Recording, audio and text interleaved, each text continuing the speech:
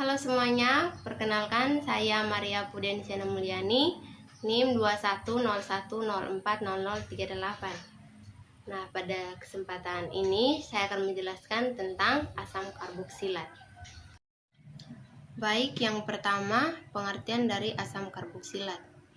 Asam karboksilat merupakan senyawa organik turunan alkana dengan gugus fungsi COOH dan rumus umum CnH2NO2. Gugus fungsi COOH memiliki nama lain gugus karboksil, yang merupakan gabungan dari gugus karbonil CO dan gugus hidroksil OH. Senyawa asam karboksilat terbagi menjadi dua golongan, yaitu senyawa alifatik dan aromatik. Pada senyawa alifatik, apabila satu atom H dikeluarkan, diperoleh gugus alkil yang disingkat R. Sementara itu, gugus fungsi yang berasal dari cincin senyawa aromatik dinamakan gugus aril yang disingkat AR. Oleh karena itu, rumus fungsi asam karboksilat ada dua, yaitu RCOOH untuk golongan alifatik dan ARCOOH untuk golongan aromatik. Yang kedua, tata nama dari asam karboksilat. Berdasarkan IUPAC atau International Union of Part and Applied Chemistry, asam karboksilat diberi nama sesuai dengan turunan alkananya, di mana akhiran A pada alkana diganti dengan OAT dan ditambah kata asam di depannya.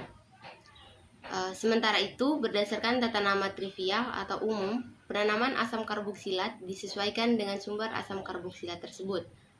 Contohnya, senyawa asam metanoat atau HCOOH diberi nama asam formiat karena ditemukan pada semut atau formica. Nah, yang ketiga itu sifat dari asam karboksilat. Sifat asam karboksilat dapat dibedakan menjadi sifat fisik dan kimia. Sifat fisik asam karboksilat dapat ditentukan dari titik didih dan kelarutannya. Titik didih asam karboksilat lebih tinggi daripada senyawa organik golongan lain. Contohnya alkohol dari golongan alkanol. Kok bisa gitu ya?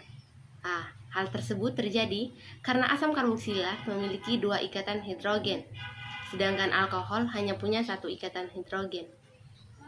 Sementara itu, berdasarkan sifat kelarutannya dalam air, sifat asam karboksilat berbeda-beda tergantung jumlah atom karbonnya. Sifat kimia asam karboksilat dapat ditentukan dari kepolaran dan kreativitasnya. Berdasarkan kepolaran, asam karboksilat memiliki gugus hidroksil yang bersifat polar, sehingga asam karboksilnya juga bersifat polar. Sementara itu, kreativitasnya, asam karboksilat merupakan asam lemah dan akan semakin lemah untuk suhu yang lebih tinggi atau mengandung jumlah atom karbon 10 ke atas.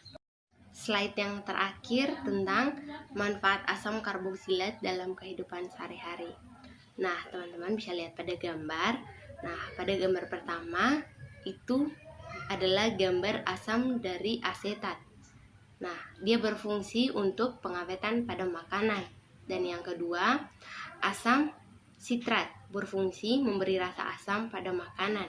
Yang ketiga, asam stearat berfungsi bahan untuk pembuat lilin.